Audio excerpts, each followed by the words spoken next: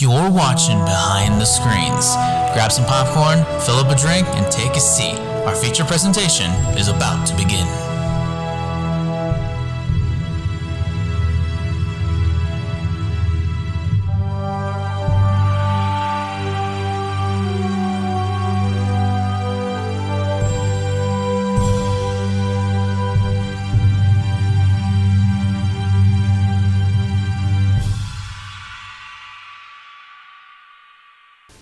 Good morning, good afternoon, good evening, whatever time zone you may be listening. Welcome back to another brand new episode of Behind the Screens. I'm Chris Chason, and joined as always is my co-host and best friend, Mike Lickowed. Mike, how you doing tonight, my friend? I'm doing very well today, Chris, and I'm very happy to be back for another television segment of Behind the Screens, continuing the RWBY television series with the first half of the show's third season. Yep, well, the Vytal Festival has arrived, which is what the main focus of the season's going to be. Really? Yeah, I mean, I basically figured as much. They've been teasing it for so very long. Yeah, but now it's here, and it's a reality, so this should be fun. Exactly. After teasing it over the course of Season 1 and 2, the Vytal Festival at the end of the first year has finally come, and I am super happy for it. Oh, yeah, Let me tell you this, my friends. Oh, my goodness. And Team RWBY is now up to competing against not just the teams at the Beacon Academy, but from the other academies all across the world of Remnant to see which team will come out on top. Oh yeah, it's a fight to the finish. So it's basically like their take on Dragon Ball's tournament arc, pretty much. Pretty much, or basically every single big anime that has a tournament in it eventually. Yu-Gi-Oh, Dragon Ball, Naruto, Sonic X, One Piece. One Punch Man. Yeah, my goodness. Yeah, so it's time to dig through Volume 3, and let's see how well it improved over Volume 2, if it did. Indeed, my friend. Let us dig into the Season 3 premiere of RWBY, which premiered way back in the fall of 2015. Episode 1 of Season 3, Round 1. Ruby Rose stands at her mother's gravesite. Very poetic, because that is where the franchise first began. She talks about her father, Tai Yang, and her team at Beacon, her new friends and teachers, and the events of the previous two seasons. She then joined by her father, who is mostly standing in the background and not really doing anything. Who then drops her off at Vale before embarking on his next mission. However, as we begin to do this, basically, something is happening in the sky. A very beautiful image of the sun with birds can be seen before the scene transitions. And I do have to say, it's a very nice image, not gonna lie. Yeah, it's like artwork brought to life. It really is. No, I mean, that's what anime is when you look at it. Like, you see, like, a big budget anime, like, pretty much Japanese artists know how to do very visual artwork, if you get my drift. I really do. Back in Vale, the Vytal Festival is in full swing and already well underway. Team RWBY's first match is against Team Auburn of Haven Academy. And the match is spectated by thousands of people at the enormous floating stadium, Amity Coliseum, which I think is so sick. They got a floating coliseum. I'm like, well, that's one way to flex your muscles. It really is. The fights are broadcast to many more people all across the world, from Vacuo, Mistral, Atlas, and back to Vale. It's a worldwide spectacle, my friend. Yeah, because it's an annual event. Who wouldn't want to miss it? Yep.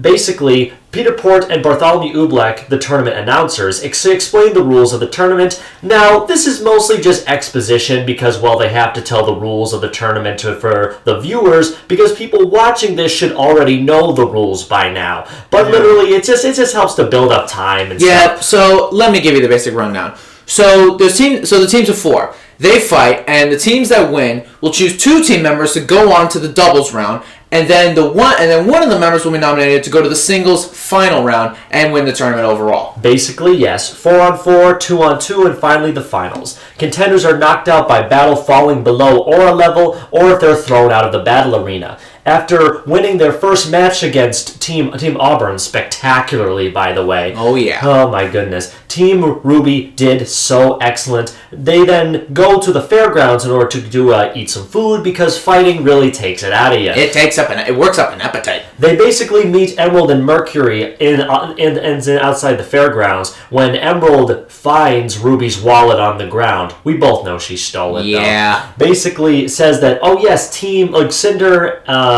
basically, hold on guys. Emerald and Mercury's team also made it to the next round of the tournament, with of course the villains pulling out all the stops, Cinder barely using any of her powers, and weirdly enough, Neo is now part of their team. Neo has also snuck into the school for some reason. Because that's weird. Okay, I understand that Neo was created very late into the production of season 2, so they couldn't give her like a voice actress or anything. But how the heck does she sneak into the school during the middle of a semester? Who knows? Maybe she shapeshifted into a random student and just got in there. I mean, geez, shapeshifters be crazy in every world, my friends. Emerald and Team RWBY exchange an apparently nice conversation, and it's revealed that Weiss and Yang will be into the doubles round, whilst Emerald and Mercury will be fighting for their team in the doubles round. Emerald reveals her intense hatred of Team RWBY's positive attitude, and that she only talked to them under orders to find out who will take part in the next match. How could they be so happy all the time? And it's like, I love dialogue like this. Like, you could tell Emerald hates people like that because they've never had to face true hardship. I mean, they have, but not like her. And to be fair, though, toxic positivity is a thing, but it's rare. I know. Team RWBY goes to get a meal. However, as they do, Weiss rejects a phone call from her father, one of several she's rejected ever since their first year at Beacon has ended. When she attempts to buy food for all her friends at the Shopkeep's Noodle Shop, which I think is very fun. Oh my goodness. Her credit card is declined, much to her surprise. And it's very funny. I gotta say, this is definitely one of the funniest scenes in the entire season. Them trying to order noodles, but it's like, do you have a low salt or noodles? That's what you get.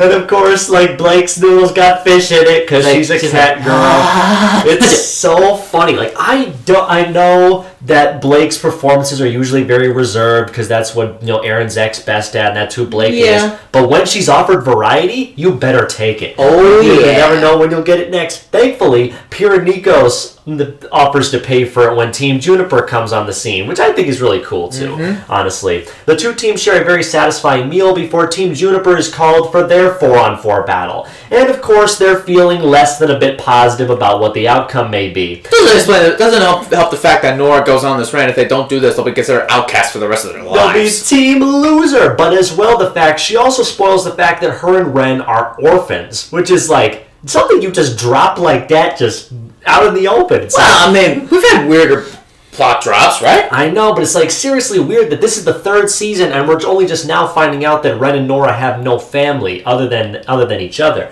which is absolutely nuts. I guess. Thankfully, this is something that would be followed up on in the future seasons. Yeah, but we'll get to that. Yeah. Then, of course, the scene cuts to Team RWBY cheering on their friends as they go to fight a team from Vacuo, Team Bronze. Emerald, Cinder, and Mercury watch from the crowds. And of course, one of Cinder's best quotes is present at the end of this episode. Even if you know how a story is going to end, it doesn't make it any less interesting. Really? And that is really one of my all-time favorite quotes from her. Let me tell you this, my friends. I mean, it makes sense, I guess. Yeah, because, let me tell you, as much as I rewatch my favorite shows, I know how all these stories are ended the more we watch them, the more we watch superhero movies. We know how the Avengers ends, we know how Civil War ends, but we still watch them because we love seeing it unfold again and again. Yeah, it's what makes them timeless. Yep, and that was the first episode of Season 3 of RWBY. I gotta say, a stronger start than what I had remembered after all my time seeing it. What a banger of a premiere, because it kicks off with high adrenaline. Fight choreography is still amazing. Some of the dialogue is really funny. Animation is still as good as it was. Absolutely. I feel like slight improvement from Volume 2, not by much. Exactly. And it's just, everyone does a stellar performance. Like, it's a real stellar episode to kick off the season. Indeed it is. It's not as good of a premiere as Season 2 was with the excellent food fight in the cafeteria. No, but we got exchange for fighting in a floating coliseum. A floating coliseum with ice and teamwork and cool stuff like that. And of course, some more background characters we can wish we have more stuff for, even though they have no character whatsoever. Thanks, budget. Team Auburn is a very interesting team. Let me tell you, from their leader to their clothes attire, they really showcase the very Asian culture aesthetic that Mistral is known for. Right, with exactly. stuff like bow stabs and wind fighting styles. Yeah, it really is cool. Yeah, Let for me tell you those this that need a much. refresher, the Four Kingdoms kind of reflect different parts of our world in a way. Yep. Basically, it's been said that the entirety of Remnant is an amalgamation of the real-world cultures be shifting one way or another. Right. An excellent example of this is Ren's name, Lai Ren. Lai is Chinese, but Ren is Japanese. So it's like, basically they're shoving the cultures together into something better. Yeah, exactly, because Mistral is Asian, Vacuo is mainly African, Middle Eastern. Yeah. In a way. Atlas is like Europe, Exactly. and Vale is kind of like the United America. States. Yeah, the United States. Which I think is pretty excellent. Yeah. Fact time. Shortly after the episode first aired back in 2015, 40 servers crashed because of how many viewers wanted to watch it. Really? Yeah, crashed Oh 40 servers, and then they had to delay the episode's airing to get the servers repaired. Good lord. Which I think that was... I guess considering how it was building up to, everyone was excited that you would expect a crash. Exactly. The opening scene of the episode with Ruby looking at her mother's grave was one of the scenes Monty wanted to make more than any other in the entire series, and a very small fraction of it was made by him. And I can see that stellar camera work, right? Yeah, there. I can see it too. Absolutely excellent. Mercury is shown sniffing a boot at one of the vendors when Emerald calls him socially awkward. However, this is actually a very nice bit of subterfuge because he's not being weird. He's being smart. What? Weirdly enough, Mercury's smelling the boot. He is checking for the quality of the boot. Basically saying that good quality leather has a distinct smell, while bad quality leather has a tendency to reek really bad. Is that true? Yes, which means he's actually smelling the boot. It may look weird to someone who doesn't know what leather smells like, but to an assassin like him, he needs to find good quality leather to put on his weapons. You know what I'm saying? Yeah, think about it, dude. You have a good point. That's one way to do it. That's absolutely crazy. Let me tell you this much. Which I think was actually really nice. This was the first episode to feature the work of animator Dylan Gu. The fight scene was a collaboration between him and Monty's protege, Shane Newell. Shane revealed which parts he animated on his Twitter as soon after the episode aired, which I think was pretty awesome. It's a nice little nod and insight to the fans and give them ideas. Yep. One thing that was cool is when they showed this the opening fight between Team RWBY and Team Auburn at RTX 2015. Instead of having the song that plays during the actual episode, It's My Turn, which is yet another Weiss song, they basically had the song We Will Rock You playing The instead. actual Queen song? Yeah. Which that would was have been awesome. I know, right? So basically, after all that, a very much strong start to the season and the Vytal Festival tournament overall, a very emotional scene from RWBY, stellar fights, awesome music, and good comedy, plus good setup for the rest of the season. I'll give round 1 a B+ average. I give this episode an 8.5 out of 10 because it's a stellar start to the season. But quick side note, I kind of wanted We Will Rock You to be in there. Yeah. Because Freddie Mercury said this before he died. He said, people could do whatever they want with my music as long as they don't deviate from it. And they just did just that. Exactly. They used it to stellar effect. And I think that they improved on it. They used the song to make the fight more epic, then put their own spin on music onto it. Dude, it's We Will Rock You. It'll make anything epic. Absolutely, my friends. And now, let us now turn to episode 2 of season 3 of RWBY, New Challengers, which actually aired on Halloween 2015. A new challenger approaches. Which I think is funny because I'm pretty sure this is something that I would like to share with you all. Some of the RWBY characters have confirmed birthdays in our world. Halloween is RWBY's birthday. Which is the craziest thing ever. I think that is fantastic. That's absolutely great. The episode opens up immediately where episode 1 left off, with Team Juniper fighting Team Bronze of Vacuo. Oh my god, this scene. The combat area is then split evenly between 2 areas of combat. The first is a wooded area, the second is a mountain terrain. Which I think, okay, that's pretty cool, I think. After a brief fight at the center of the arena, Team Juniper is forced to retreat back to the mountain and staying in cover from Mei Zedong, who is a sniper. I'm thinking, like, okay, we don't usually see snipers in this show other than RWBY, so that's pretty neat, I think. Yeah, because this gives us more insight in people who like to use that kind of weapon. Yep, she has taken up a position in the trees with her rifle. Jean orders his team to spread out and keep moving in order to dodge the sniper bullets, while the rest of them tried to take on Team Juniper head on. One of my favorite member of Team Bronze, Nolan, manages to best Renan in close fighting combat, which of course this is the dude with the purple eyes and shock sticks, all the way like Nightwing style. Oh yeah, I love this dude and his zapper sticks. Let me tell you this much. Basically, managed to incapacitate Ren with the shock sticks. Nolan then attempts to do the same to Nora, shocking her once good in the stomach, but is surprised to learn of what her superpower is. She is able to conduct electricity like a freaking conduit, right? Also, but basically she channels her inner Thor and summons lightning. Yeah, literally, she's able to channel the electricity to supercharge herself to give a massively devastating attack with her hammer. And I think that was so sick. It was awesome. I was like, what is going on? I love it! With the help of Pyrrha, Nora reaches the top of the mountain and absorbs the lightning coming off from the artificial clouds. With it, she's able to destroy the trees that are giving May cover with her grenade blast and hits the other three members good, devastating them hard.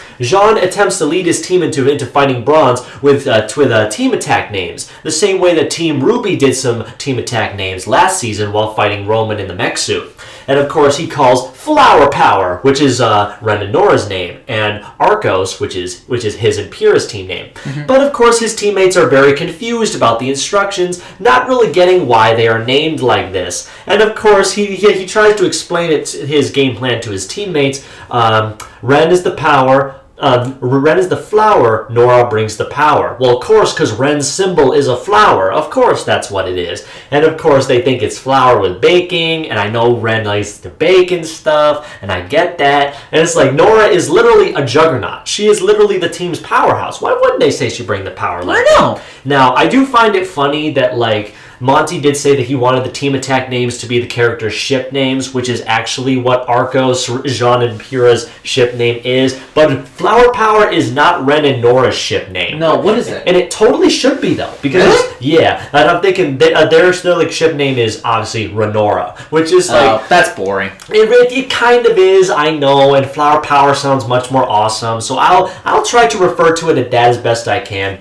After they attempt to fail to explain the game plan, Team Bronze actually yells at them that they're in the middle of a fight, and Jean yells, they're in the middle of a conversation! Yeah, we're in the middle of a team conversation, so shut up! And that's great, because they're on live TV, and the whole world starts booing them, which is like, so funny. Get on with it! It's like they're pulling Monty Python and all together, all like, get on with it! Yeah, get on with it! And you know what strategy he goes to win the fight? Nora, just hit him with the hammer. Can do! And that was so good, because it's literally a great finishing move. She takes out all 4 members of Team Bronze with one swing. And it's so great, because literally, I'd say Nora's the second most powerful member of the team next to Pyrrha. I can see that, because quadruple knockout with a lightning charge hammer, that's going to get you some experience. Exactly. The next match is between Team Sun and Team Indigo of Shade, which I think is like, okay, so we have a Mistral team fighting a Vacuo team. I thought Team Sun was Vacuo. No, Sun is only from Vacuo. Oh, right. From Mistral. Okay, gotcha.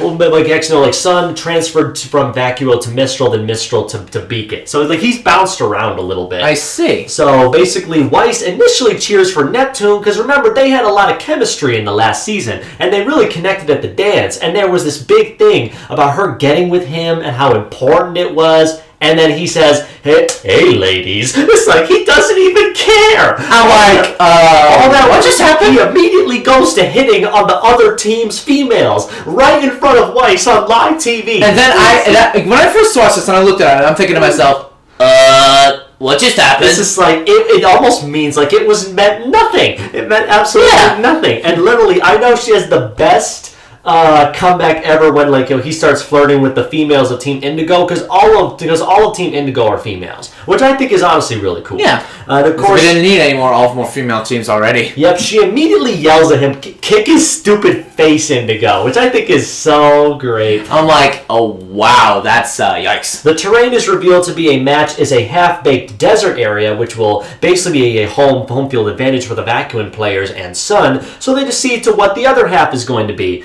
And it's a basic tropical ocean biome surrounded by a large ship and water. And, of course, Neptune goes into a panic attack.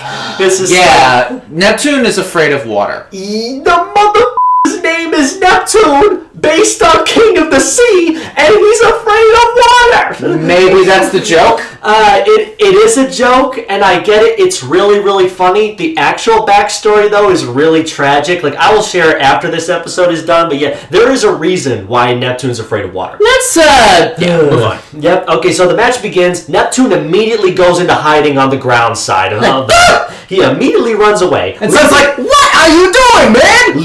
Leaving his team completely vulnerable. And I think now is a good time to talk about Sun and Neptune's other friends, Scarlet, David, and Sage. Now, they basically the other members of Team Sun that basically no one talks about, but they're just as important, I think. Yeah, it's like the Justice League cartoon. You have the Justice League Unlimited. You have the main 7 core Justice League members, and then you got the others that they're there, but you don't always talk about them. Yep. Okay. Scarlet David as a red hair combed over to one side of his face. Yep. He's voiced by Gavin Free of Achievement Hunter. Mike and I are fans of Achievement Hunter. We love Gavin. He's like Gavin. the best. Even though Scarlet has only one line in the entire series, yeah, I still think he's actually pretty great. Yes. Weirdly enough, though, when asked by a fan if Gavin would want to voice more of Scarlet, Gavin had no idea what the fan was talking about, completely forgetting that he voiced the line for Scarlet in the show.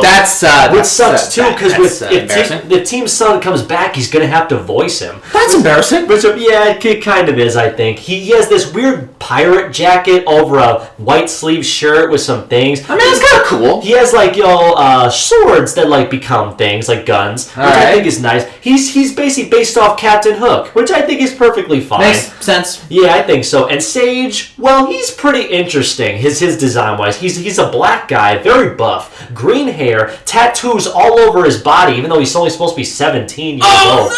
And of course, the dude has a giant cloud sword from Final Fantasy. The dude barely has a single line in the whole show. I know that he has a voice actor. I know they did grunts with him. I don't remember if he said any lines though. And I don't think so. I don't know if he's based off any fairy tales either. Well, I know for one thing, I hear green hair, tattoos. I'm immediately getting flashbacks. Jared Leto, no, trust me, this dude is so much better than this.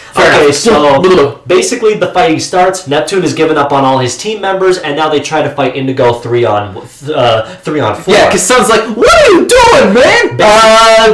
Land surveillance. That's what it is. Okay, so I should probably clarify the names of Team Indigo are Nebula, Gwen, Dew, and Octavia, which I think these are very nice names. I'm not gonna lie. Even though only 2 of them ever get lines, the other 2 don't, which is such a shame. Their costumes are fine. They're colorful enough, but they're just there's a female team. There's generic female team. Yeah. But remind me, with the name Octavia, does she have an octopus motif, kind of like Doc Ock from Spider-Man? I don't think so. No. Dang, that's a missed opportunity. Yeah. Basically, Sun manages to knock out one of them, leaving it now 3-on-3 because Sage was knocked out by Dew. Scarlet does manage to take out Nebula in a sword duel atop one of the masts of the shipwreck, which is pretty cool, I think. He also immobilizes Gwen using a grappling shot from his gun. Sun attempts to take out Dew by throwing a pair of coconuts at her, but she deflects his attack onto Scarlet, and he's hit in the nuts with one of the coconuts. It's it gets hit right the nuts.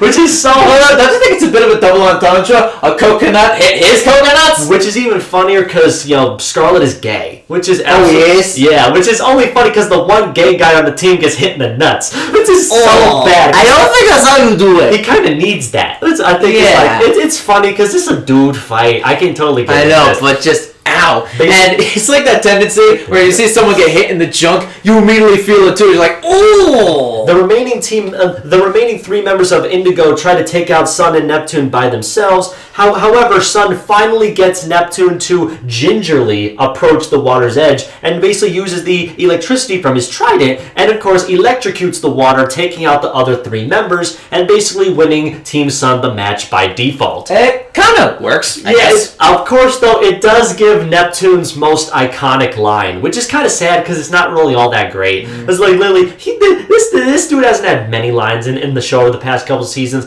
but of course, the one line where Sun is yelling at Neptune to get his ass in gear, I've got to protect this sector. We're on lockdown. What are you talking about? There's nothing to lock down. Lockdown, right? I'm like, dumbass. yeah, pretty much. I love these two goofballs so much. But despite how the fight went down, it's still an awesome fight to watch. I did think it's actually pretty nice.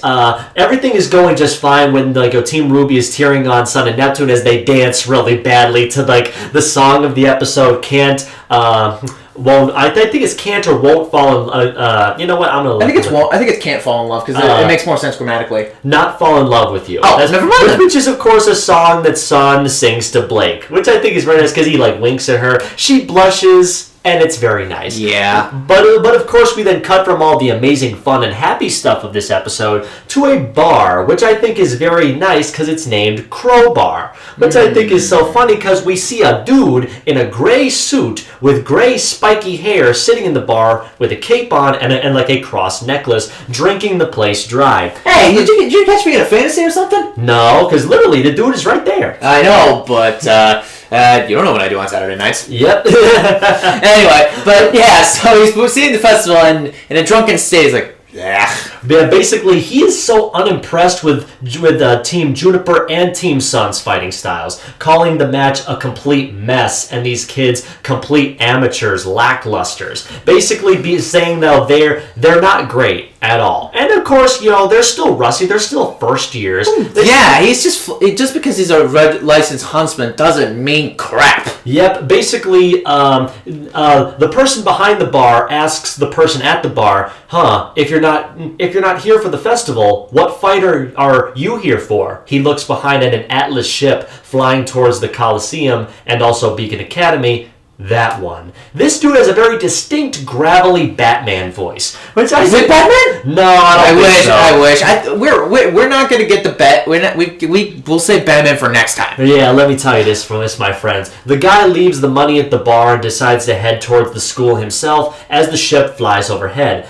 Weiss catches the sight of the ship, preparing to land in the courtyard, and simply says, "She's here." And I wonder what that means. Huh? So I'll say this was a fun episode. Absolutely, it's just as good as last time. No, I think it's I think it's just as good as the first one. It's fine. I think it's definitely a good showing of comedic effect while also showing Team Sun and Team Juniper fighting, giving them screen time when usually all the spot is on Team RWBY. If you get what I'm saying, we need to give all these characters some stuff to do. If you ask me. Yeah. Believe it or not, Team Indigo was actually created by a group of Rooster Teeth fans who backed one of their projects, basically supported the most money through crowdfunding of the campaign. Like through Kickstarter? Yeah. Interesting. So basically they gave the 4 largest donors spots in this episode as says Team Indigo. Wow, I did not see that coming. Which I thought was actually pretty funny. Additionally, the bartender who was seen at the end of the episode was also one of the people Kickstarters. Oh, wow. Which I think is super excellent. So it just shows that if you back the show enough, you'll get the excellent perks. Oh, yeah. Nora's semblance is, of course, a reference to basically her being a female Thor, which is very excellent. Yep. Neptune's fear of water is meant to be ironic because he's based off the god of the sea, Neptune, aka Poseidon or whatever. Mm. Now, some very much needed backstory that would not be revealed until later on in the series, but since it's not part of the series proper, I can definitely drop it right here. Go for it. The reason why Neptune is afraid of water is because it connects to his superpower. Like basically the show Avatar: The Last Airbender, Neptune is a waterbender. He's able to use water-based attacks to defeat his enemies. However, when trying to practice his superpower at a much younger age, he almost drowned his brother with one of his attacks when he couldn't turn his power off. Really? And of course, ever since then, he's been afraid of the water because of his urgency towards it. He's basically drawn to the thing he fears most, which is I think pretty decent. Not gonna lie. Yikes! That must be awful to go through. And it's so weird because they played up something that was clearly very serious and traumatic for him in the show for laughs a lot. Yeah, I don't think that's how you do it. No, it's fine until you actually learn about it. It's like kind of like those things that you laugh about with your friends. You may think that it's not very serious until you get to know them better and you find out exactly what drives their fears and motivations. Yeah. So I think it's perfectly fine enough. This episode is a lot of excellent humor. decent fight scenes. Yeah, the fights are decent. Yeah, I'd say that the best thing that this is definitely a comedy-driven episode, while also sprinkling in the fact that something major is going on. Yeah, but to be fair though, the strongest aspect of this episode is its writing, because some of the jokes do land. Some fall flat, so it's not all perfect, but it has its moments of levity, and it really works. They definitely land strong enough, I would say. So, Chris, how would you rate this episode? Honestly, just seeing more fight scenes with this at this festival is amazing to watch. And again, like I said, the writing is like the strongest part of this episode. It's not all 100%, but the majority of the writing for this episode is really good. And with the ending sting of Weiss knowing that someone is here and she knows her, it gives you an idea like what's going on next episode. Very so good, with all that said, I have to give episode 2 another 8.5 out of 10. I have to be fair with this one, and I was bouncing up and down whether I was going to give this episode a good play or not, because it's definitely always like a very much hit or miss thing for me. Because on one hand, I love the jokey jokes, I love the music, I love the story beats that continue the overall plot, even though there's a lot of stuff going on in this. But of course, the fights do kind of drag it down. Team Indigo, despite being a very nice nod to the fan base, is very unoriginal, I'd have to say. And of course, Team Bronze is only a tiny bit better because they have slightly better character designs. But overall, I did still enjoy this episode. I cannot deny that in the slightest. So I'll give it another B+ letter ranking. All right, that works for me. I should probably also mention, because I failed to, we do see what Scarlet's superpower is in this episode. He's able to glide like a freaking flying squirrel. It's just I mean, that's kind of cool. It's cool, but like, how in the heck are you doing that? Just flowing your arms like that, and you're able to float. It's like, then again, wingsuit. Then again, I know this is the same show, and people can make clones of themselves to fight other people. Yeah. So it's like, I probably shouldn't think about it that much. Yeah. So without further ado, let's get into episode 3 of season 3 of RWBY. It's Brawl in the Family, and this one, oh boy, this one is awesome. Oh yeah. Now, with RWBY following close behind her, Weiss hurries to the landing platform to welcome her sister, Winter Schnee, is here. Which I'm thinking, okay, this is pretty awesome. Winter has a very nice design to her. She has a nice bun hair, very nice military attire with a nice collar and everything. Oh, yeah, military attire. We should address that elephant in the room. Yeah. She's second in command to General Ironwood. Which I'm thinking, that's crazy. He's basically her Galinda. I'm thinking to myself, okay, this is not threatening at all. No, definitely not. Weiss is overjoyed and excited to see her sister, but Winter is very cold and dismissive of all these happy feelings that people feel sometimes. Refusing to tell Weiss the reason why she's here, and criticizing her novice performance at the Vytal Festival, of course hitting her over the face with her hand. Silence, you boob. This is like yikes. Dang, girl, I loved her immediately. Yeah, I'm thinking, well, she's something. Yeah. I look at Mike, I'm thinking, are you sure they're sisters? Yeah, they're sisters, all right. Oh, boy. However, after this very much cold exchange, Winter becomes much warmer and expressed a lot of interest in knowing what Weiss has been doing the past 2 seasons, or 3 seasons. Concerned for her very well-being, Weiss introduces RWBY to Winter, and it's super cringy. And it's a little awkward. It's so awkward, but still, Weiss punches RWBY in the side, and it's so funny. And literally, you can see just how much Weiss has changed since the first season, happily exclaiming, the bunk beds only look lethal. Bunk beds? And I love that exchange so much. It's so funny. But then, suddenly, the drunken dude from the last episode comes up, rips the head off one of the robot guards, and throws it at Winter. Yeah, and guess who would be doing that?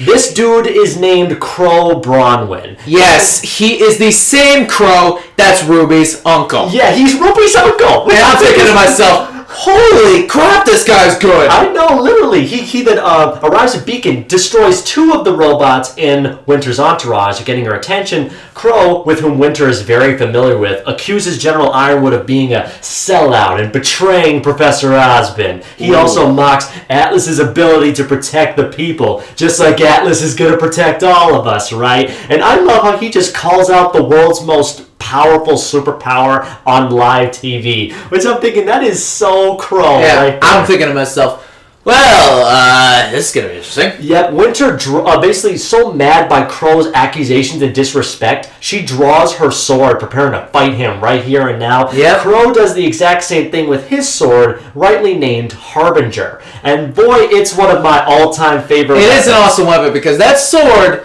turns into a scythe. Yep. And you can see where RWBY gets the inspiration. Exactly, she based her weapon off of his. Which I'm thinking, okay, that's pretty awesome right there. The pair then begin an awesome fight in the crowded courtyard. RWBY cheers for Crow, and then Weiss cheers for Winter. Yeah, RWBY's all like, get your butt on the Crow! Show him some respect, Winter. And I absolutely love this fight. It destroys everything. And Yeah, it's so messes good. up the courtyard, takes down a couple trees. Yep, the fight is then interrupted by Ironwood, who orders Winter to stand down. Ironwood is shortly followed by Osmond and Galinda, who then disperse the crowd and then call Crow over to them, but not before a very nice interaction between RWBY and Crow, where she clings to his arm like that. You know that was a Monty shot, without a single Yeah, and it's step. adorable. It's like RWBY, like when RWBY sees her Uncle Crow, it's like seeing Santa Claus. He's like, "Hey, Uncle Crow," and I'm like, "Girl, I think you need to take a chill pill." Did you miss me? Did you miss me? Nope. Nope. I love that so much. Crow. He's the best uncle ever. He's like the drunken uncle that you want to have. Exactly. He then goes over to Ironwood and everybody as they go to meet inside the clock tower. And of course, RWBY says that Crow kicked butt, but Weiss says Winter won. And let me tell you, Crow definitely won. Oh yeah, totally. Without a single we can't deny that. Because I know that Winter is literally the greatest soldier in the Atlesian military or whatever, but Crow fought her off piss drunk. Let me tell you. Yeah, that takes skill. He's fighting off the military's greatest soldier intoxicated. Yeah, because normally when you're drunk, your vision doubles and you don't really know where the heck you're going. But the this dude- fact that Crow stayed focused while drunk and talking in drunken slurs while fighting Winter, that's a whole other level of Crazy. Yes, and zen. And of course, before we cut to the next scene, have to call out very cute RWBY and Penny moment. Oh, yeah, Penny. When they see each other again,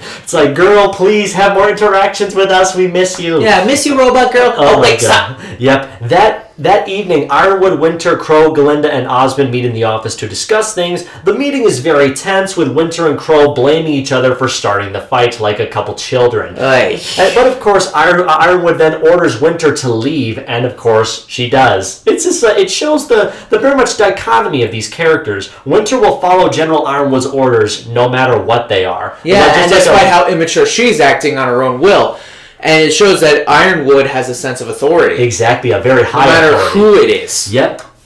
They then orders them to leave. The other four of them, Galinda, Ironwood, Osmond, and Crow, discuss the security of Vytal with the Vytal Festival going on and the Atlesian army here. And of course the threat that's looming in the shadows that they're all very much well aware of. Right. Crow, who has been away months on a reconnaissance mission, reveals that the mysterious infiltrator who had compromised Beacon was also responsible for causing a person named Amber to go into a coma. We don't know who Amber is just yet. Hold that thought. We will get back to it eventually. Yeah, we'll get there. He then warns that he's seen the things that she's made, and they are the dictionary definition of fear. Who's she, though? Yeah, that's gonna have to take a while. Yep, Crow then openly criticizes Ironwood's indiscretion of bringing the massive fleet of airships to Vytal right to his face in a much more mean way than Osmond did last season. And of course, Ironwood responded thusly. Safe wasn't working. And it shows that he places his phone on the corrupted table that Cinder infected last season, and she gets into his personal accounts. So it's like, oh no, right from there. Ironwood asserts the forces are necessary to provide a feeling of safety, that when they look up into the sky, our enemies will fear our strength. And of course, Osmond completely disagrees with this, explaining that the people would interpret the presence of the army as a sign of conflict, spreading concern and fear among the people, which of course would lead the Grimm right to them. Ironwood ends that their next move should be to find their next guardian to protect, and reassure the populace. What Guardian is he talking about, though? Who knows? Meanwhile, we cut back to Mercury, who had witnessed the fight earlier from the crowds, and of course informing Cinder and Emerald of Crow's presence, because they seem to know exactly who he is. Man, well, I mean, he's a world-renowned huntsman, so... However, Cinder completely dismisses the danger, reasoning that none of the authorities know of their identities, and decide that they should continue as planned. It is revealed that the virus that she planted last season during the dance earlier in the year gives her the ability to control the matchups of the Vytal Festival, which means she can make whomever fight anybody she wants. That kind of power is dangerous. Yes, especially because it's no longer random. She can set those who have a clear advantage over the other, and could possibly rig the tournament. And I'm thinking to myself, okay, so what? Yep, okay, Cinder has now gained the ability to access Ironwood's personal phone after he placed it down, which means now she has access to all of the Elysian military's secret files. Well, at least there's that. There's, of course, to think, they never use these files again after this season, weirdly enough. Yeah, good point. Yeah, which is kind of dumb. From their dorm, Cinder engineers the next matchup of the Vytal Festival, Coco and Yatsuhashi, against Emerald and Mercury. And of course commenting, let's give the crowd a good fight. Well, that's gonna have to wait till next episode. This episode was fantastic. This was pretty awesome. This episode has grown on me a lot since I first saw it. Yeah, because we get two major character debuts, Winter and Crow, an awesome fight scene with them in the courtyard, and you could just see that the creators just planting the seeds on what's next to come for the rest of the season. I'm thinking to myself, I'm on the edge of my seat. I want to watch more. It's so great. I love Winter and Crow's fighting style more and more every time I see this fight. Crow is played by veteran voice actor Vic Mignogna, who is very much famous for being in shows such as Full Metal Alchemist and Dragon Ball Z. So he's basically he's just an English dub anime voice actor. Yeah, a major one, because this was the season when Funimation really started to recognize RWBY as American anime, even though it's technically not. So then they basically offered a bunch of their up-and-coming talent, or of course some of their long-running talent, to start appearing in this episode. Consider the fact that Funimation is under Warner Brothers, kind of, it makes sense. Yep, Vic Mignogna and Winter's voice actress, Elizabeth Maxwell, a massively popular voice actress in the anime industry nowadays for her performances in My Hero Academia and Dragon Ball Super. Oh, who's your voice in My Hero?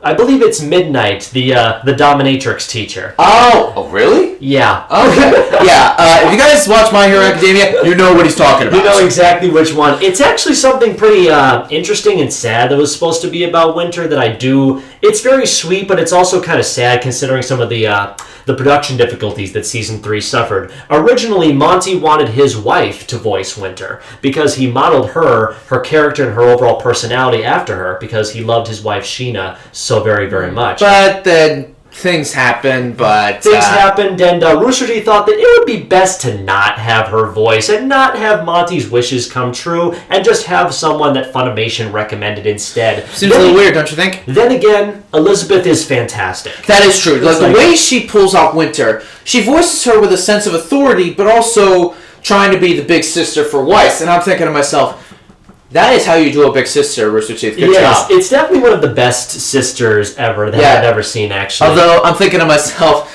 God, she's just trying to be Elsa without actually trying to be Elsa. What the heck is going on? Because literally, she's based off of Elsa. Yeah, because remember, I had Frozen and Frozen 2 fresh in my mind, and looking at Winter, I'm thinking, well, that's about right. Exactly. The episode title is a play on the words "It's All in the Family," which I thought is actually pretty funny. Yeah, which was the name of a controversial sitcom. Yep.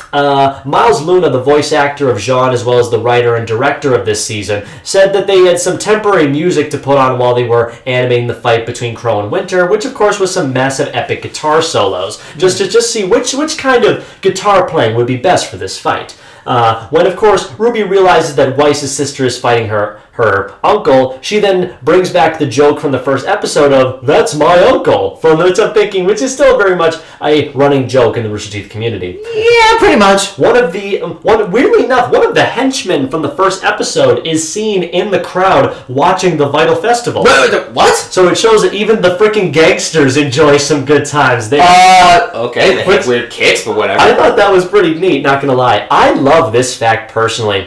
Yang's voice actress Barbara Dunkelman did the motion capture work for Winter in this episode. You're serious? Yep. While of course Miles, Jean's actor, did the motion capture for Crow. Awesome! That's so sick. That's cool. Yeah, I do love it when they do the motion capture stuff. Yeah, because you can tell that gives it a little extra effort of awesomeness. Yep. According to RWBY, the current season is fall, which is weird because this is supposed to be the end of the semester. Well, I mean, the end of the year. So why would the end of the year be in fall if they started? Well, I mean, they technically, you can say, because they definitely started in the summerish time or the springish time. Yeah. So maybe semesters at Beacon and Mistral and all these places are very much different than they are in our world. Well, who knows? Yep.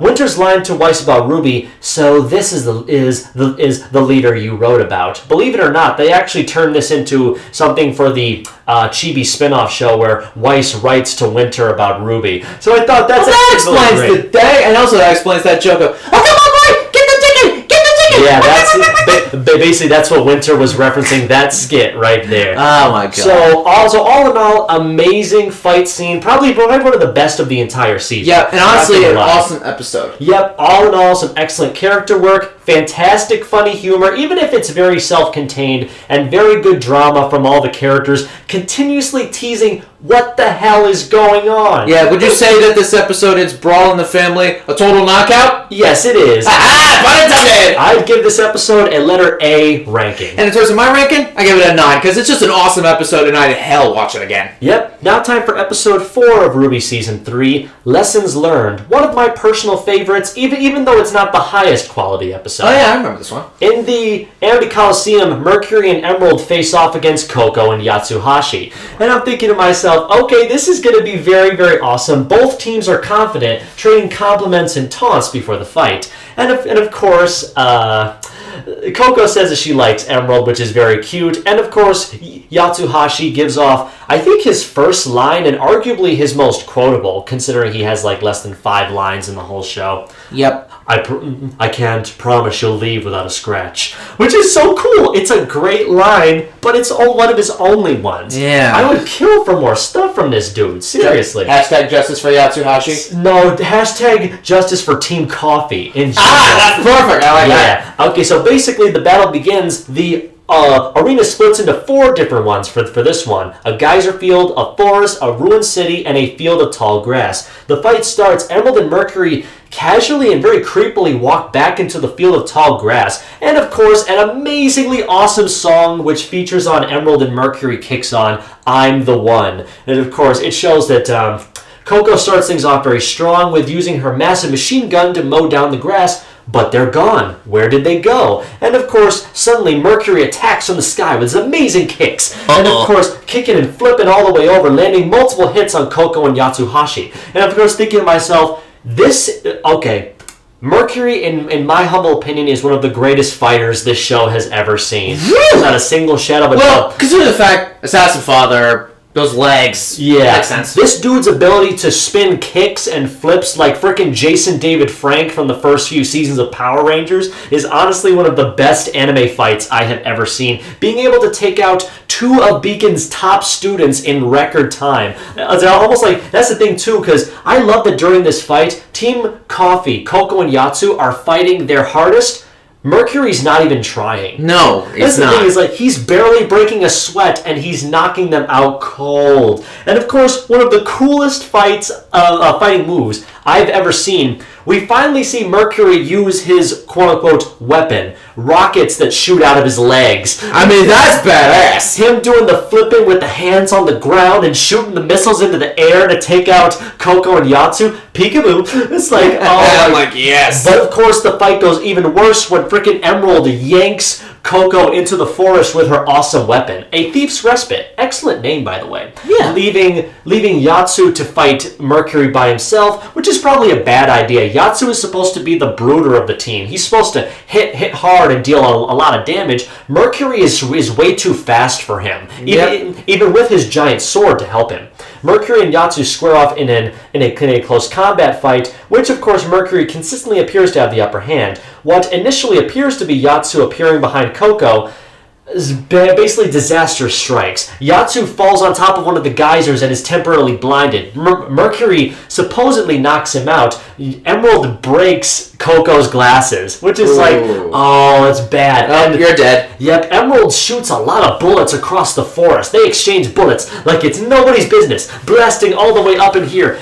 Coco actually gets pretty scared, which I'm thinking to myself, it's like, yeah, she was kind of hyped up in the season 2 finale as being like the best student in the entire school. Yeah, but then this happens. Yeah, so I do have a complaint about this episode that it's not a minor thing, but I'll definitely bring it up at the end. It's probably one of the few things I've noticed on multiple viewings. Now, it seems like Yatsu is coming to assist her, but then she sees on the scoreboard, Yatsu was taken out 2 minutes ago. So if he was taken out, who's behind her? And before she can turn around, she's been knocked out too. And they win. And of course, this definitely shows what Emerald's superpower is. She's able to cast illusions over people, making them see what she wants them to see. Great, she pulls a Mysterio. Yeah, literally, she's got Mysterio's powers. I mean, at least she knows how to... She's just not hamming it up like Jake Gyllenhaal, but that's a whole other thing. Yep, of course, both of them have been eliminated, and Team Coffee is out of the tournament. Which, of course, that's actually pretty sad. I know! Considering I wanted to see them fight so very hard, my friends. And, of course, we see Velvet and Fox in the crowd, and they're looking pretty sad that their teammates lost. And of course, this also makes me point out something again. Fox has no lines in this show. The same thing with Sage. The dudes of color have no lines whatsoever, which is very sad. Yeah, that's a little disheartening. One thing that they did retcon, though, aside from the fact that Fox is able to take out a Grimm simply by punching it, he also has the power of telepathy. Even though he can't see his friends, he's able to talk to them in his mind. And of course, what basically they're saying is, oh, he didn't speak in seasons 2 and 3 because he was doing it telepathically. That's a stupid retcon. What's a freaking cop-out? That's a cop-out! Okay, but I get it. As long as you have him speak telepathically when he comes back in later stories. That's all I care about. Later on, in a very thing is because I always make this joke when me and Chris get to season 3. Who turned on Game of Thrones? Because literally, one of the set pieces looks like it's straight out of King's Landing from Game of Thrones. Exactly. That's the weird part. Weiss and Winter are seen speaking over croissants and strawberries. They're literally eating croissants and strawberries. Yeah, I'm looking at it like, okay. They're so European. Yep. I swear. Basically, they're speaking at a garden pavilion that is never seen again in the show, mind you. But this is the only time it's ever seen, and it's gorgeous. It is. It looks so nice. Winter tells Weiss that she is preparing to leave Vale the same day, showing that she was only going to stick around for 2 episodes. It's a very sad thing, because I would have loved to see Winter more in this season, but she really has no purpose of being here, other than to establish that Weiss does have family elsewhere, revealing that she was only there to get the soldiers to Vale. Winter then reminiscence about the day that Weiss left home and their father's reaction when he learned that Weiss was going to become a huntress. How they loved seeing him so mad. And I love that. Oh, yeah. Yeah, so it proves that Winter, like Weiss, not a good relationship with her father. Nope. They also discuss Weiss's progress with her semblance, making glyphs as well as stuff. Well, the glyphs in general is basically a hereditary semblance. Yeah, because Winter has it too. Yes, every female member of the Schnee line can get this ice magic. So, do you think it's possible Weiss's mom had it? Yes, definitely. I'd definitely think so. It's so weird that this is one of the only instances in the show when hereditary semblances are seen. And it's never but what? No, wait, that's a whole other thing. Never mind. Yeah, I'm thinking I would love to see more of this in the show sometime. I know. Let me tell you this much. Basically, while Weiss has made significant progress, she still can't summon ice creatures to defend her in battle. Yeah, because that's the other half of her semblance. Literally, she can cast ice spells, yes, and shards of ice, but she can also summon little creatures made out of ice, too. Which is clever. Honestly really awesome. Winter demonstrates this power by literally manifesting a white Beowulf behind her. Epic. So epic. But then, of course, we cut back to Beacon, where RWBY, Crow, and Yang are playing video games in their room, while, of course, they recount the events of Season 2. RWBY and Yang are very happy about all the progress they made, taking down Roman Torchwick, the White Fang, and saving all of Vale. Yay, we did it. We are super awesome. Crow immediately shuts all that down. Literally, I love how... Okay, Season 3 is probably Crow's best season. Every subsequent season he's in, he's fine, but he was the best in his And it's his season. debut season. Yep, because he basically tells it how it is. You stopped one crime boss and saved one city, and you think you're masters at this point. They all thought they were, until he shot themselves in the foot. However, that is an excellent life lesson that I think a lot of people with misconceptions about their career need to understand. Just because you succeed once, it doesn't mean you will succeed 99% of the time. No, basically it's a lot of trial and error. Exactly. Crow finds this very suspicious that ever since Roman was arrested, no crimes have been committed at all. Where did all the other criminals go? Yeah, it doesn't help that, I don't know, there was a certain video game around this time where it took place after a certain event, where after someone got taken care of, crime went down until months later. Until, like, the villain happened the same year. Which Exactly. That is so crazy. That's the whole thing. Basically, he then has an old man reminiscent moment about his time when he was Ruby and Yang's age with Team Stark. With Summer Rose, Tai Yang, his sister, Yang's mom Raven, and himself, which of course showing a photo from the opening title sequence, of course covering Yang's mom's face with his thumb, which it's of course thinking, shows all the good old days back then that they looked good in their old clothes. Oh yeah, it's like, yeah, you looked great, you look so great, you still wearing it. Oh my god, it's so funny how they have these nice family bonding moments, which is honestly very nice. I will discuss the opening theme song after this episode because I had forgotten to mention it. But of course, the conversation ends with a very nice moment from Crow to his nieces that no matter what happens, because he knows they're going to fail. Life is full of failures. Yes, it is. And you just need to accept that you cannot be perfect no matter how hard you try. I first learned this lesson 3 years ago, and I'm still learning it. It's one of the biggest things hindering me in my career path now, actually. Yeah, and hey, the important thing is that we're always learning. And of course, the best thing we can remember, as Crow and one Mr. Ohm once said, keep moving forward.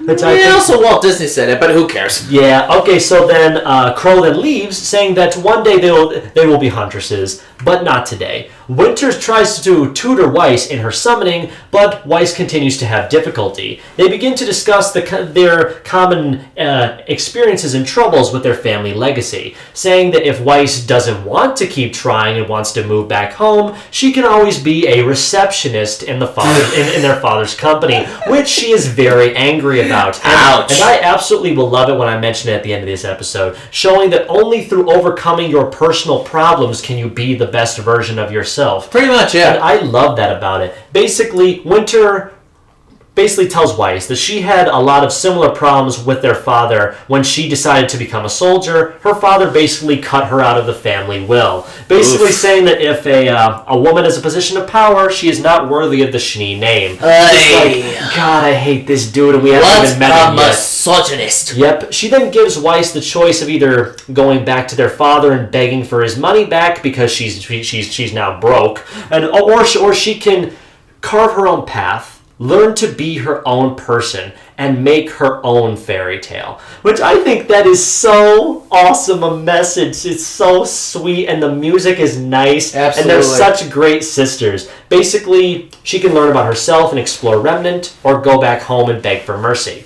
And of course, as soon as they do this, they bid farewell to one another with an amazingly rendition of the sequel song to the song that played during Weiss's teaser trailer is playing. Some believe in fairy stories and the ghost that they can't see, but if I can do so much, if I could just believe in me. It's such a powerful message. It is a nice song. And of course, showing that Weiss did summon something, a very, very tiny sword that like a caterpillar went to, which I thought was pretty cute. I thought it was really nice. It's a start. Yeah, and of course, the episode has one of my favorite endings of any episode ever. Weiss looks at Winter flying away into the night sky as her father calls her again, she hangs up on him. Again. And she makes the choice to be her own person. Damn! Stick it to the man, Weiss. Weiss has definitely had the most character development out of all of Team RWBY. Yeah, pretty much. So far in this series, let me tell you this. The amount of development she's had probably should have gone to a couple other characters, because they've give it a few seasons. they've spent a lot of frickin' time on her. But of course, I can't really fault her too much for that, because I love her so much. Oh, yeah. The biggest fact of all, when Winter berates Weiss for her failure to master her summoning magic, she suggests that Weiss move back home, become the receptionist. Weiss's voice actress, Kara, as you remember, worked as a receptionist on Rooster Teeth before Monty approached her for voicing Weiss. Basically, wow. Monty saved her from a life she was never going to be happy with, and now she's known as a semi-good, possibly even really good voice actress. And of course, her life was changed by that decision to step into the booth and voice the Ice Queen. Well, that joke's a little meta and very, very eye-opening. I love it. I absolutely do. This episode is also fantastic. Yes, it is! Like, I have to say, this is probably the best consistency of goodness that RWBY has been since the very beginning. Yeah, Probably even the best ever. Well, I don't know about that. Aren't you worried that we're gonna fall so hard and feel like one episode's gonna end up terrible? Maybe. We'll just have to see. Who knows what'll happen? But I loved the fighting in this episode between Coco, Yatsu, and Emerald and Mercury. The only issue I have, despite the fact I love the fighting style between Mercury and the guys, the music of I'm the One is so great. The problem is, Coco split a giant Grim in half last season. She couldn't even take down 2 people in this one. They really nerfed their fighting abilities just so Emerald and Mercury could advance to the semifinals. Yeah. What happened? Shows like they could have had them fighting anybody, but no, they had to fight Coco and Yatsu. Whatever. Knocking them out of the tournament and removing them from the season for the most part. Yep. So that is definitely one of the few problems I have with this episode. But the ending with Weiss and Winter, stellar. Absolutely. Like one of the best. Honestly, I go on and say that exchange is probably one of the best scenes I've ever seen in the whole show. Me too. And as such, folks, I'd give episode 4, Lessons Learned, and Lessons Learned both on screen and off, a B+ letter ranking. Yeah, for that I give it another 9. It's just another solid episode to sit through, and it's like the messages really hit home with you and make you learn that, yeah, not everything is going to be perfect in life. You're going to have to deal with it, but if you can work around it, you can be your best self. Exactly. And I miss RWBY giving lessons like this. Because I'm pretty sure we both seen the entire series. They kind of stopped giving those lessons after a while. They kind of just do bare basic storytelling. Good storytelling. But you know it can be way better. Yeah. And now let's go to arguably, and this is only my opinion, folks, my least favorite episode of the season, but it's still a very enjoyable one. It's not awful, is it? No. Okay. Episode 5, Never Miss a Beat. Ooh. And now, at the beginning of the episode, we see that Team Cardinal is facing off against Penny, which I'm thinking, okay, that's actually pretty cool, but it's only half of the fight, and we only get to see a little bit of the stuff going on. Penny easily defeats Russell and Sky, and basically defeating them without her teammate's help. Her teammate is even telling her to wrap it up, we've been here long enough. And I'm thinking to myself, okay, and Penny immediately destroys them with her swords with falling rocks. Yikes, I'm surprised they're not dead. Yep, and of course has one of my all-time favorite Penny lines in the entire series. Literally, when I first saw this scene 3 years ago, when of course Oobleck says, and of course the victory goes to Penny Palladina of Atlas. Thank you for a wonderful time. I love her. I'm wow. This girl can do no wrong to me. Yeah. And of course, after the match, RWBY goes to congratulate Penny. And of course, she almost crushes her lungs when she falls on her, and it's super funny. Yeah. And of course, they say, we meet Penny's teammate, Ciel Soleil, one of the most fan-requested characters for a return ever. Really? This girl has been in only one episode, and every single new episode that comes, fans demand more material from her. Even though she's only had 5 lines, maybe one more, but it's I get why we want Team Coffee back in more stories and Team Sun back in more stories, because they were much more established and stuff like that. CL does have an excellent design. She has her symbol on her forehead, stuff like that. She has a nice beret, really nice. And of course, she's very acted nicely from her actress Nisa, who's actually one of the creatives of Rooster Teeth. Right. The making, I think, one of their newest animated shows. I'm not sure what's happening with it, but I liked the promo material I saw for it. Right. But of course, CL Soleil is quirky. She's very on time. She likes to be on time for everything. She hates to linger too long in one place. And I find myself as like, okay, that's a neat quirk, I think. And of course, Ruby asks Penny, does like she know that you're a robot? And she says that no one but General Ironwood knows that she's a robot. There was an incident with a magnet, but she covered it up with a hat that she just found. And I'm thinking to myself, it's so funny. It's absolutely... It is funny. I'll give it that. It is funny. And time to add number 9,999 of plot threads in RWBY that go nowhere. Whoa. 9,999. You really keep a track? Yes, and of course, Penny tells RWBY that after the tournament, she wants to stay in Beacon.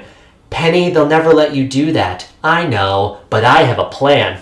What plan? We never know what the plan is. Well, I mean, it could be cut short because of I know stuff that happened that they probably didn't fit and they didn't find out because stuff that was going on in the back half of the season. But yeah, Penny wants to stay in Beacon despite the fact that Ironwood will never let her go because of how important she is to the country's defense. But then, of course, they part their separate ways and get ready for the next fight.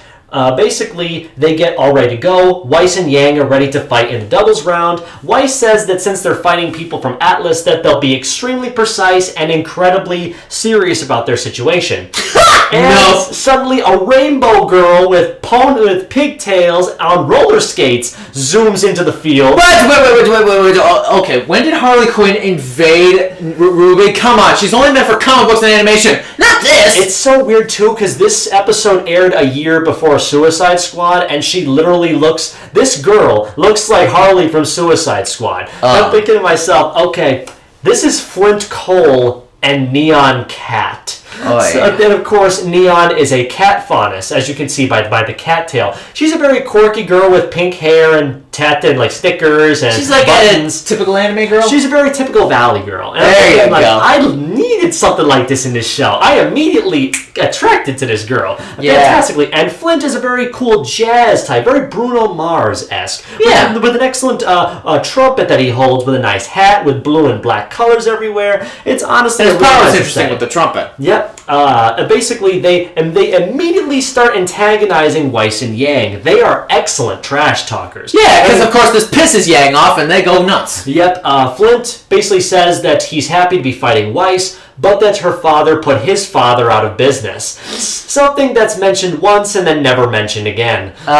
One plot thread that goes nowhere. Yes. What is it? 10,000. Really? I thought it'd be like something lower, like 6,250. Oh my goodness. And of course, Yang jumps in to defend Weiss. Neon Cat starts basically mimicking her and everything, and calling her, fat in all the worst places. And I'm like, oh, that's a bit much. It's so crazy. Like, literally says that she has hair extensions. She should rollerblade sometime, but she's top heavy. It's like, top heavy. You crossed the line now, girl. Yeah, it's so funny. And then they start doing their thing with the fight. The music is really good. It is. It's like a jazz feel. It's a very jazz, like bum bum bum bum, and I love the thinking like the jazz and everything, like the bop bop bopping of everything. Yang is now chasing after Neon, who's on rollerblades, shooting the rockets everywhere as the music, Neon Cat's theme.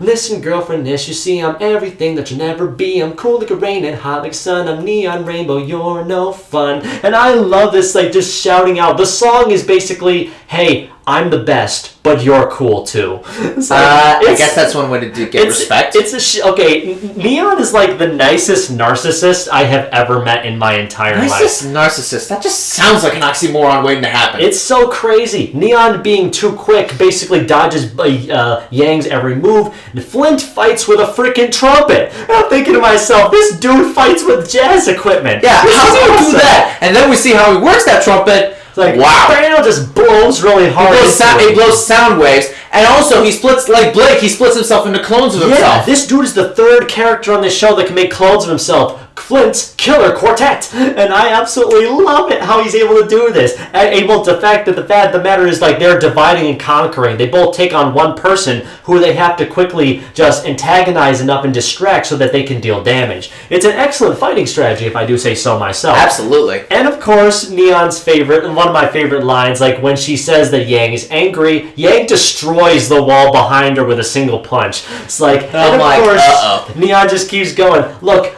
I'm not saying that you need to go on a diet. I'm saying that you should go on a diet. That's it. And just like all the fire around Yang explodes and erupts. And I love Peter Port's quote for this scene in particular. I'll tell it when we're done with the episode. But then immediately Yang is so distracted by the insults, she doesn't see she's about to be knocked out of the round. But Weiss sacrifices her remaining points to take Flint out and save Yang. Which I'm thinking, okay, that's how you do it. I love that. But unfortunately, like a wee bit, Flint is left with 1% of health even after Weiss's sacrifice. So it's like, okay, fine, showing that Yang has to take on 2 people at once, even though this dude is basically almost dead anyway. Yeah.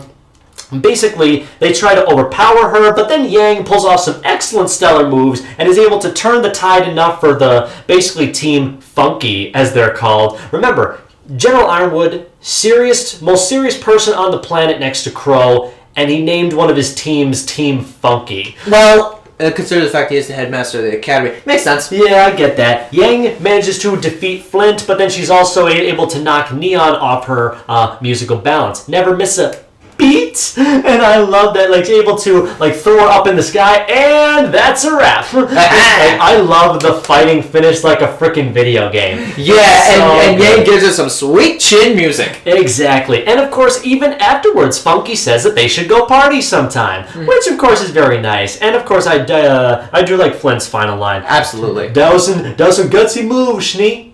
I dig it. Like, yeah. Respect. That's how you do it. I definitely like how Team RWBY, the rest of Team RWBY comes and like hugs Weiss and Yang after they won, going to the semi-final round. Yeah. I don't think I'll be singing for a while. Girl, I love you. Don't ever change. Yeah, which makes me question, how the hell did Weiss survive that? Yeah, I guess so. Later on after the fight, Cinder, Emerald, and Mercury are chilling in their dorm room. Using her phone, Cinder discovers that she has gained access to Penny's blueprints via the computer virus, which had infected Ironwood's phone. Uh-oh. Which is very bad because she says things have just gotten so much easier. They better not hurt her. I swear to God. Mike, I don't think that'll happen. Penny is a robot. She's fine. So then, I do like this line here, and then the beginning of the next episode too. Crow goes to visit Osmond about, complains even more about Ironwood and how he's so pinheaded and so demanding and bolstering. Osmond says him that he has the best of intentions. His heart is in the right place. I'm not even sure he has a heart. Love that. I'm like, wow. I should probably mention to you guys right now, Crow is based off the Scarecrow from The Wizard of Oz. Yep. So now we have the awesome team of the Scarecrow, Tin Man, Good Witch, and the Wizard himself. Yep. So I wonder where the other characters are. Dorothy, the Lion, the Witch. I wonder if we'll see them later on too. Yeah, we'll get there. Basically, Crow asks Osmond if he has chosen the Guardian yet. Osmond replies that he has found a candidate strong, intelligent, and caring. And most importantly, she's ready. And of course, the person that they've selected to be the Guardian is Pyrrha. What? And of course, that's where the episode ends. Never Miss a Beat is a good episode. It's okay. But it's not spectacular. Really? It's basically a glorified filler episode. It's more or less just there to say, oh yes, the fighting is still going on, stuff is happening in the background, yeah, that's good. When do we get to the important stuff? We'll get there. I know. I should be happy because this episode has a lot of stuff that I do actually really like. Me It shows too. Penny fighting at the beginning and having more moments with her. Shows you that she's a good fighter. Showing more fighters from Atlas and how they can be goofy and silly too. Yep. Basically, All the stuff with Crow and Osmond at the end, picking Pyrrha to be the guardian or whatever the heck is going on. And of course, it definitely has a lot of nice stuff. The song, killer workout beats, let me tell you that much. So, Never Miss a Beat is overall a good episode. All in all, this episode was good. It's alright. Definitely my least favorite of the season, though. Really? But at least it's not bad. No. No, it still has its moments. It's good. I just want us to get to the good stuff already. We'll get there. At this point, I know. I'm just being preachy. So, all in all, never miss a beat. Fun episode of RWBY, but definitely the weakest of the third season. So I'll give it a letter B ranking. All right, with me, it was kind of a step down, but not by much. So at best, I'll maybe give it like an 8 or an 8.5 out of 10. Yep. Okay, my friends. And last but not least, let's get to the mid-season finale of RWBY Season 3 for this episode of Behind the Screens, Episode 6 of Season 3. Fall. Ooh. And of course, the episode begins with Pyrrha meeting Professor Osmond in his office, where Crow is present nearby. Pyrrha inquires about the purpose of the meeting. Osmond asks her, what's her favorite fairy tale? This is going to be a giant info dump. It is, but unlike in later seasons, the info dump is actually shown to be rather nice. That is true. Let me tell you this one. Basically, she it mentions off a bunch of fairy tales in Remnant that would later be expanded upon in later material as shown to be actual events that did happen, showing that the fairy tales are actually myths that did occur. And of course, Pyrrha's last one mentions the lady in the tower. Osmond immediately shuts her down after she brings that one up, for obvious reasons. We'll get there. Yep, Osmond says, what about the story of the seasons? And of course, Pyrrha recounts the tale. And Old Hermit is visited by 4 sisters, who each in their own unique ways are kind to him. The first one, that represents Winter, is encouraging him to meditate and reflect on life. The Spring sister is bringing him fruit and flowers, as well as revitalizing his garden. The Summer sister is convincing him to step outside and embrace the world, while the Fall sister is asking him to be thankful for what he has. The old man gives the 4 sisters great powers in return for their kindness, and the 4 sisters go off to protect all of Remnant and spread their gifts far and wide. Pyrrha finishes the story saying that she used to love hearing her mother tell her that every night before bed. Osmond says that the story is true, and she can't believe what he's saying. Do I look like I'm joking? Yeah, so this story tells the story of the 4 maidens of Remnant. Yep, basically a very, very last-minute entry into the series that Monty added during the writing process of the series. Basically thinking about utilizing the 4 seasons in personifying form, living forces of nature. Whether it was used well, on the other hand, we'll get to that as we go through the series. Yep. So basically, Osmond confirms that indeed the 4 maidens do in fact exist, and that they are able to use magic. Not dust, magic. And of course, basically Pyrrha's like, what? And then she turns back to Crow, who says, I'm the goddamn Crow Man. And it's like, No, he doesn't say that. I know, but he's lurking in the background like Batman. This dude is literally Batman. God, do you think Batman could beat Crow in a fight? That's a hard question. I'd say no. But then, of course, they're joined by Glinda and Ironwood, who basically tells her that what Osmond is saying is true. Osmond tells Pyrrha that she's been chosen to inherit the powers of the Fall Maiden. And, of course, they go down into the elevator below the school to a basement none of the students knew was there. And this is a shock to also us, the viewers, because it's like, we've never seen this place before. What is this place? How are they able to gain access? They're using the public elevator to get there. It's not like a secret thing hidden behind a bookshelf. Maybe there's a special scanner? Yeah, I really wish we'd seen that on screen, but we don't. But basically, it's really awkward as we go down into this crypt that's illuminated by green light and eerie dark shadows are everywhere. Yeah. Osmond, Glinda, Ironwood, and Crow declare that they are the protectors of the world and that they need her help. Their professors, their generals, their headmasters, They're also the Illuminati, which I'm thinking that is absolutely nuts. Yeah, and totally not a dig at Marvel's Illuminati. Them, alongside the headmasters of the other two schools, the Vacuo and Mistral Academies, are all part of a secret order bent on protecting the world at all costs from the forces that seem to destroy it. Yeah, I hate to draw. I'm not going to be the one to compare them to the Marvel characters, but let's just say I can think of two already. Ozpin's like Professor Xavier, and Ironwood is like Iron Man. Yeah, it's pretty freaking obvious. Literally, yeah, I'd have to say so. Would you say the Crow's like Namor?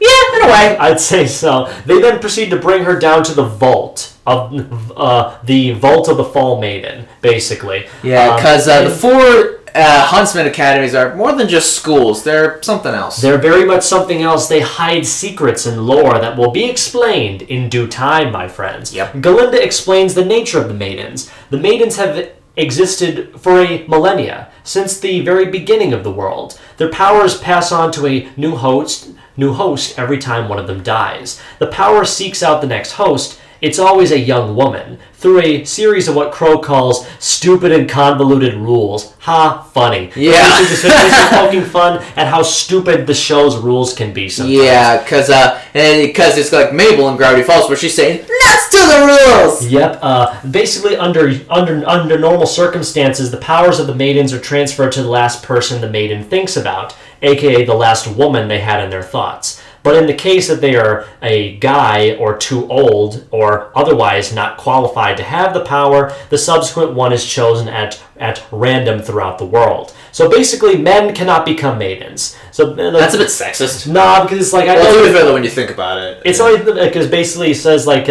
if the powers are transferred into an elderly woman or a man, the job becomes all the more harder. They have to search around the world for the maiden, and it becomes a lot more difficult. The existence of the maidens was once common knowledge, but this fame caused people to hunt them down in order to take their powers, murder them in their sleep and whatnot. Yeah. In order to protect both the maidens and the world, the group, Osmond's group, founded, which of course decided to keep the powers of the maidens a secret and allow them to pass into legend. The world is basically oblivious that any of this ever happened. Yeah, because if this got out, you'd be surprised at how much panic we'd get. Exactly. The duties of Osmond's group are now fulfilled by him and his allies, who decide that it would be safer to continue to doing this long-standing thing in secrecy than risk the panic and uproar of the populace by telling them the truth. Exactly. So, lie to the whole world to keep them safe. Yeah, that's safe, Ozpin. We're going to see exactly how well that strategy works out in due time. Yep. Crow then explains to Pyrrha is being led on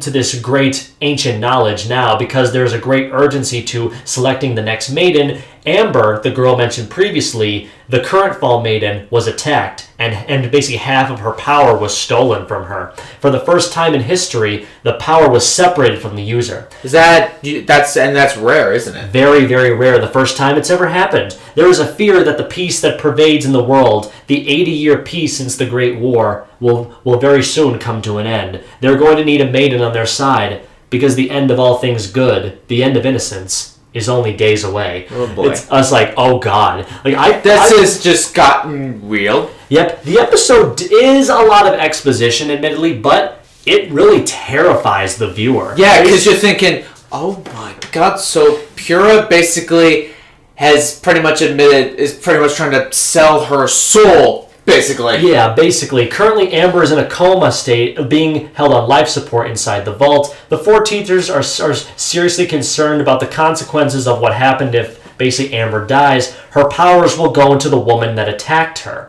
I wonder who that woman could have been. Could have been anybody. Basically, the exact consequences are unknown, as the Maiden's powers have basically never split in half, but they would rather not take that chance. Yep. And of course, Pyrrha needs to have the stuff transferred into her in order to save the magic, what's left of it anyway. She decides to accept the mantle of the Fall Maiden, but there are yet even more complications. Because of course there is. Due to the fact that Amber is in critical condition, the inheritance of her powers cannot happen naturally as would normally happen.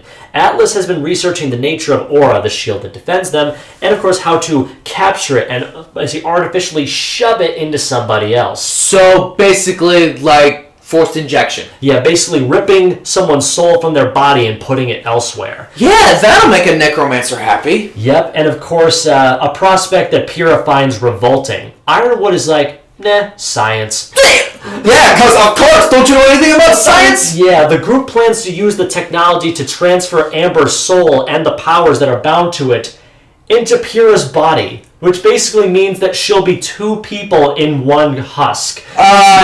Yeah, that's not creepy at all. Definitely very scary. However, this transfers would have unknown effects on Pyrrha. She might even fade completely, and Amber would basically take over. So of course, Osmond allows her until the end of the tournament to make her decision, but afterwards, she will need to choose. The fate of the world depends on it. And of course, Pyrrha has somewhat of a mini mental breakdown. Existential crisis and everything. If this is so damn important, why not tell anybody? And of course, you have to understand the greater implications of the decisions we're making. You're forcing this girl, it's not even, like, she's 17 years old, forcing her to sacrifice herself to save the world. Like, no 17-year-old should ever make this decision. Yeah, that any sane person would realize that this is cruel and unusual. But the only way out. This is really the only choice that the world has. And it's really the cruelty of Season 3 and why I love it so damn much. That is true. Despite us questioning how crazy this whole situation really is, it's amazing to watch because you see Pyrrha put on with a moral dilemma that we never saw in the first two seasons. Yeah. Like, does she do it? Does she not do it? We gotta watch and find out. Yep. Back at the Coliseum, the heavily anticipated finals round is about to begin. The finalists are Yang, Sun, Penny, Mercury, and Pyrrha. Wait, that's 5. Oh, no. 2, 4... Wait, 1, 2, 3, 4, 5. Yeah, okay, so 5 and 3 more unknown people. Oh, okay. That makes more sense. Basically, like a background people meant to be knocked out. Okay. The first match of the finals is between Yang and Mercury. Because, of course, opposites attract. That's definitely one of the coolest things I love about Yang and Mercury. They're basically yin and yang.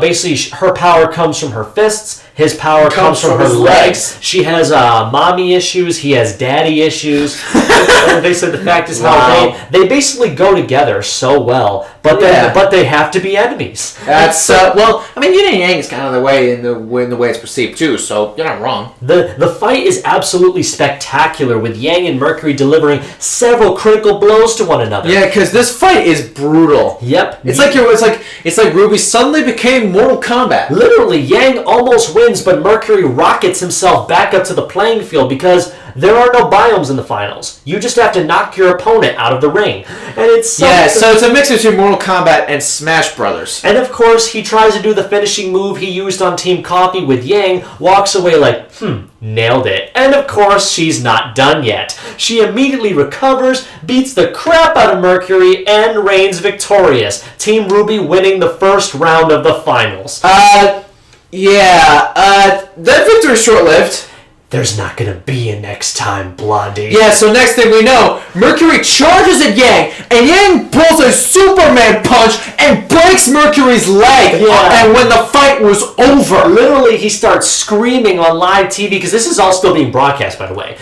Yang still stands to defend herself. That's what he gets. The soldiers surround her. The robots and the human Atlas soldiers aim their assault rifles at her. And it's so crazy, because this is all being shown on live TV still. Yang Xiaolong, stand down. Cut the feet!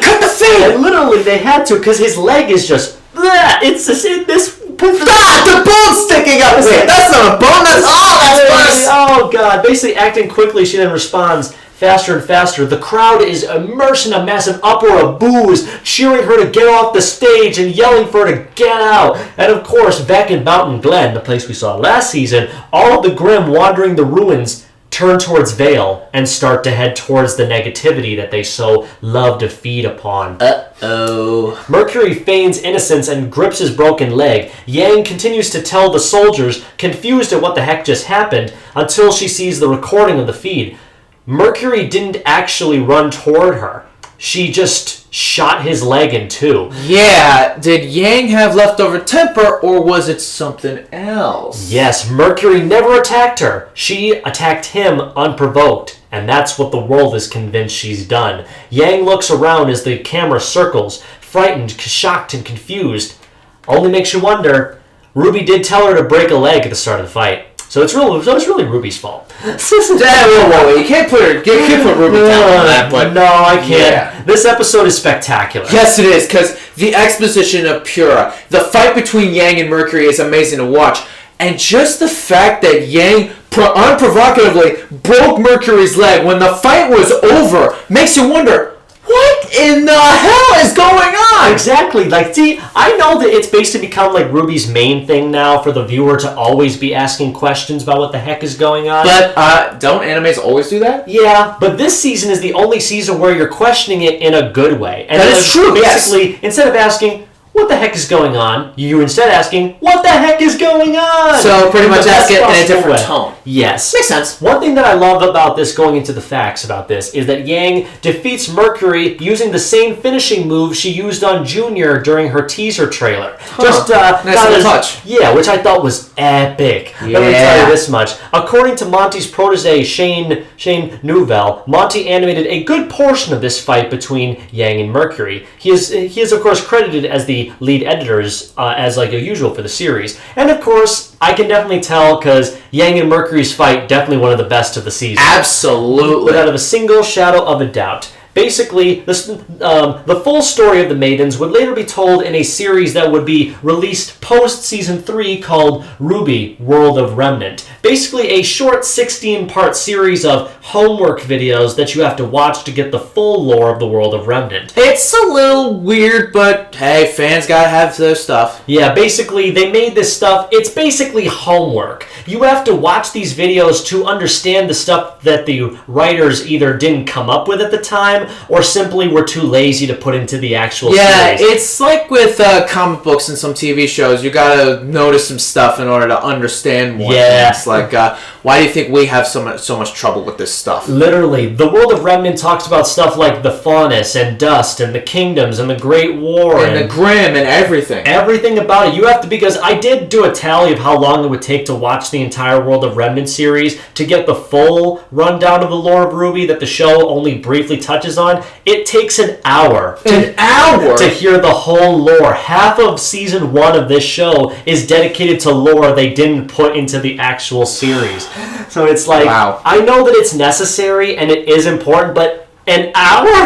I mean, when you got time to kill, I guess. Yep. The Shallow Sea is basically the creation of the Faunus, which I think is actually really interesting. I was always wondering where the heck the Faunus came from. So supposedly, when Apira mentions the Shallow Sea, Faunus emerged the same way that most mammals did from the ocean, and then they evolved over all these hundreds of years. And basically, I'm thinking that the Faunus came from the sea. But I'm thinking, I mean, makes sense since most of the Faunus attributes you see on them are water related. Yeah, like like tails and stuff like that. Weird ears, some scales. Exactly. They basically evolved over time. Humans that evolved from creatures that came from the water. Which I'm thinking, okay, that's actually like a really nice. Makes sense. The scene with Pura and Osmond's group walking through the vault was, according to everyone, one of the most technologically difficult and time-consuming scenes of the entire volume because they're not just looping. They had to animate the long-ass hallway that these characters were walking down and had to carefully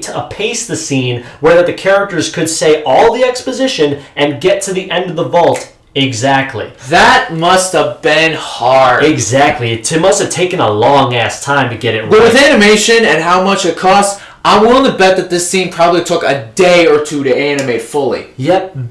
Basically, the episode was so difficult that it was still being worked on the night before it was set to air. They basically had to work around the clock to get this episode finished on time. God. Basically, one of the people working on the episode, one of the old directors before he left Rooster Teeth, uploaded the episode to the Rooster Teeth site only an hour before, because basically the episode was uploaded and shared to the people to get it uploaded to the website and servers only an hour before it was set to air. It was finished an hour before. That's how close it came. That is clutch. Exactly. That is clutch. Absolutely, my friend. So after all this, it still managed to pull off a spectacular spectacle. It is, absolutely. And with that all said, I have to give this episode around another 9 out of 10 because this is just amazing to watch. Another A letter ranking for me with the expert exposition. Even if it is a bit preachy, they still managed to keep it fresh. The dilemma that's now placed on Pyrrha for the rest of the season.